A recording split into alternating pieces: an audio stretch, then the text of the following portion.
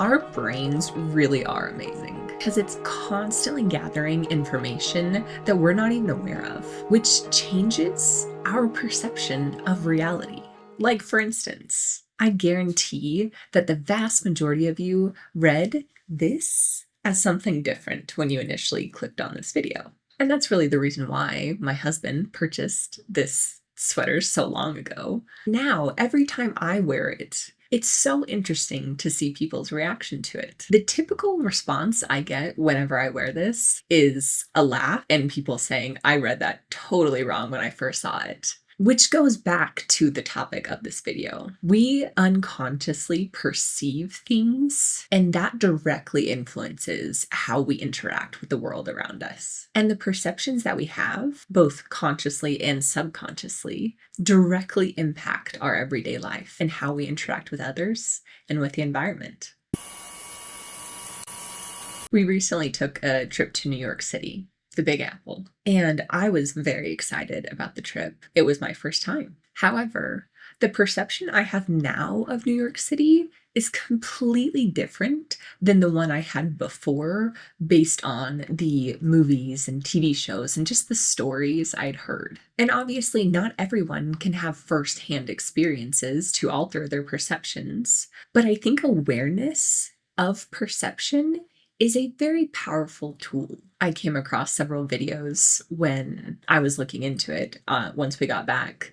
And our trip to New York City really did remind me of the power of perception and the influence it has over our everyday interactions. As I was doing research on it, I came across several videos that I think are very good examples of how our perception can be altered based on the information we were both told and shown. I'm going to play a recording of people chanting, "That is embarrassing," 4 times. After the 4th time, write down what you hear.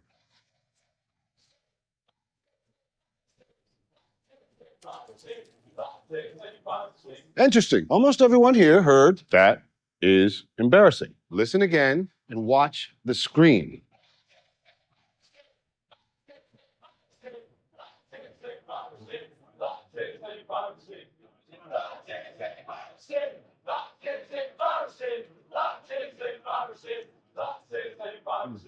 You heard the same thing every single time. Our eyes and ears take in electrical signals which our brains interpret based on our expectations. We don't see reality. We see our reality. And that's exactly it. The things that we see on a regular basis and the things that we are exposed to directly impacts how we interact with our environment and with the people in our lives, which does expand to our online interactions. I came across an article in Psychology Today titled, "Can Perception and Imagination Change How You Handle Challenges?" And it starts off with a quote by American sociologist William Isaac Thomas, who said, "Real facts are the ways in which people come into and define their situations." So, how we see things greatly affects how we handle what we are given in our day to day. Because sometimes the perceptions that we have in our minds, our reality has such a strong mental hold that it completely alters our interactions going forward. A quote that I have actually come across multiple times over the last decade is, "We suffer more often in imagination than in reality," which to me indicates the perceptions that we have, again, based on the experiences or our exposure to certain things, makes us more stressed, more anxious than is really necessary for the interaction or for the experience. Dr. Stephen Hoffman, a professor of psychology, said we are always engaging with our environment to make sense of it. And so it really matters how we perceive things. One of the other videos that I came across argues that nothing is real and everything is an illusion. And the neuroscientist Heather Berlin explains why that might not be such a bad thing. living inside of our own perception box. It's dark in there. It doesn't actually see or hear anything. It's just a series of signals. And each brain, you can think of it like a thumbprint. Physically speaking, each brain is unique, is slightly different, and it's shaped throughout our lives based on our experiences. Our perceptions are basically formed from a combination of what we expect. So that's coming internally from our past experiences, and then what's coming into our brain externally. And when those two things meet, it creates this perception, which is what we actually experience. But everyone's perception is unique. And we can never know what it would feel like to be you, for example. Only you know your own first person subjective experience. I can never know it. And although we might have similarities, there's also these differences that create our own box that we perceive the world through. And that's a really powerful thing to understand when it comes to interacting with others. We are never able to know exactly what another person's perception is because we haven't lived their lives. We're all very unique. And that's another way our brains are amazing. They allow us each to develop into our own person, which enables us to have very individual experiences throughout our life. My big question was trying to understand the neural basis of our conscious perception. So everything we experience from the moment we wake up to when we go back into a deep, dreamless sleep, how does the brain create these subjective experiences that we have, our feelings, our thoughts, emotions? Our minds are shaped by our prior experience. So as these neurons start forming connections, and as you go through life and have experiences, it's a pruning process. So it's actually strengthening the important connections and allowing the other unimportant connections to kind of wither away. And then you start to develop a more defined structure. Our perception of the world around us is a construct of the mind. It's an illusion in the sense that it's created by the mind, but there are things that actually exist out there in the world, but we're just not actually seeing all of it. So if you think of attention, it's like a spotlight. And so you can focus that spotlight anywhere in the visual field, let's say, or even auditorily, right? You can think of a cocktail party. You can tune in to some conversation over there and not be listening to what's right in front of you. So things could be happening right in front of your face. But if your spotlight of attention is not there, your brain might be processing it in some way, but you're not consciously aware of it. You become aware of it when it becomes important. There's this constant interplay between things that our brain processes unconsciously that informs our behavior. So what you're conscious of at any moment can affect what you perceive and what you remember as well. So if you're in a negative headspace, you're going to start perceiving more negative things in your environment. If you're in a positive headspace, you're going to perceive more positive things, even though the environment may be exactly the same. You can choose where you attend to internally. You can choose to attend to positive thoughts and have them grow within you rather than focusing your attention on negative thoughts. So being mindful is your brain controlling what you're attending to and also controlling what you're taking in and how you're reacting to the world. In general, there's so much information coming at our brains throughout the day. If we had to consciously process all of it, it would be overwhelming. It's easier to sort of categorize things. It's easier to perceive things, not just at a basic level, but it scales up to these higher cognitive levels, to belief systems. And so we develop these schemas. But the problem is that even though on average something might be true, it doesn't mean that it's true for every case. Between having a schema that helps us perceive things in the world or expectations, and then also not making these over assumptions. And so cognitive biases can be adaptive up to a certain point. So if you change the inputs enough over time, you change those unconscious biases.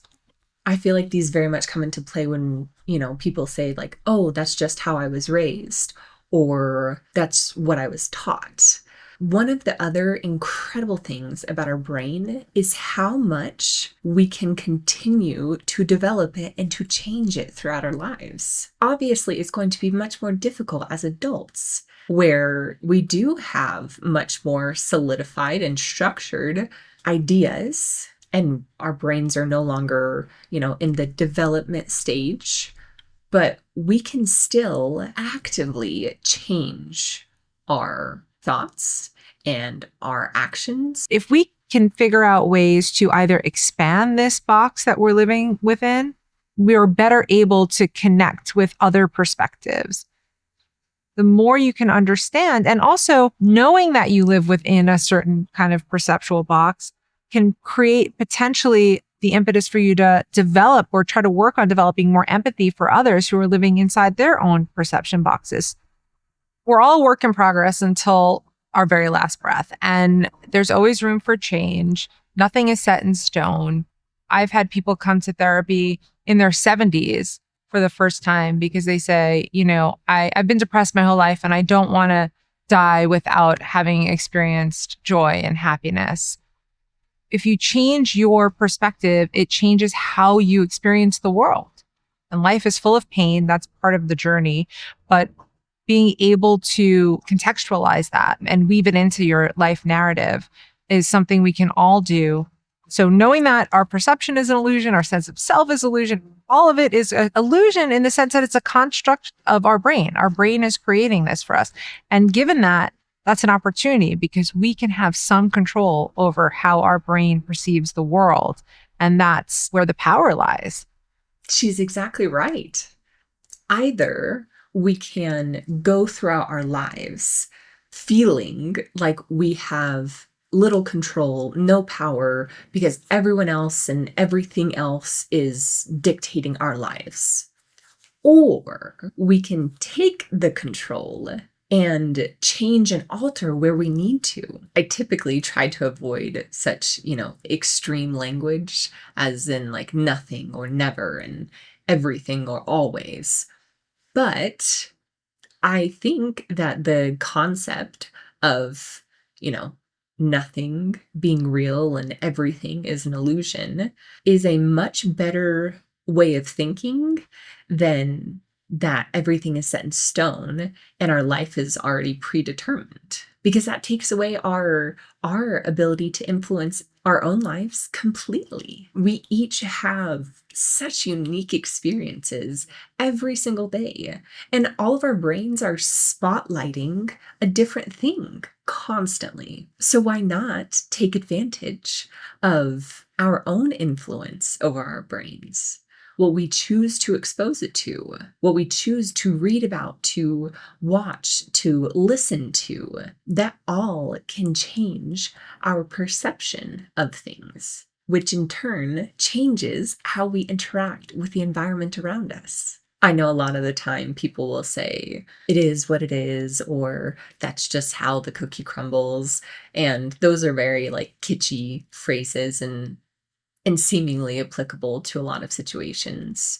But the reality is, we have so much more control over our own lives than I think we even realize. And I don't know about you all, but I would like to think that everyone wants to actively engage in their surroundings in the most impactful way possible. And occasionally our perceptions are spot on and we don't need to alter them too much. However, we should never feel stuck because of a perception that may be holding us back. I know people laugh when we talk about manifestation or visualization and may think of it as silly, but the reality is, because of how powerful our minds are, when we change the way we think, when we think positive thoughts and visualize what we would like our reality to be, we may be surprised how things change in our lives.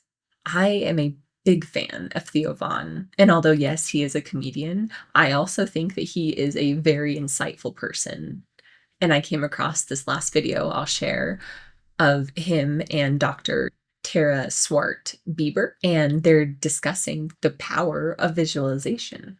Wow. So your brain doesn't really know the difference between, say that again. Between something that happened in real life or something that you strongly visualize. So you could create enough of a visualization for yourself if you really were to powerfully start to focus on it and do that and build that ability to visualize something that your brain at one point would have to think it's so true that the world would meet you and put it into your life. I love the way you put that. Wow. Again, perception completely happens within our own brains. We will never have the same perception as the person next to us, no matter how similar our lives have been. And that's a really good thing because it is that diversity of thought and of experiences that create such good discussions and such powerful connections. So I think one of the best things to keep in mind is we do have control over how we perceive things.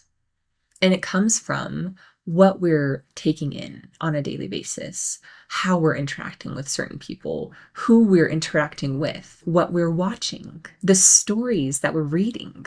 All of that has a significant impact on our perceptions of things. And they're not set in stone, which is so liberating to think and only beneficial to understand. That control over our perceptions and the ability to change them is what has made our society so much more tolerant, so much more open, so much more willing to discuss things.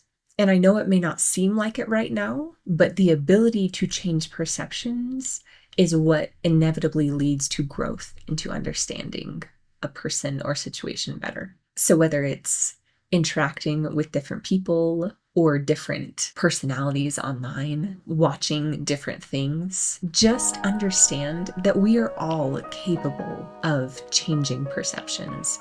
And it's not a bad thing. It's actually a really good thing to realize that our brains are so malleable and that we are capable of constant change no matter how old we are.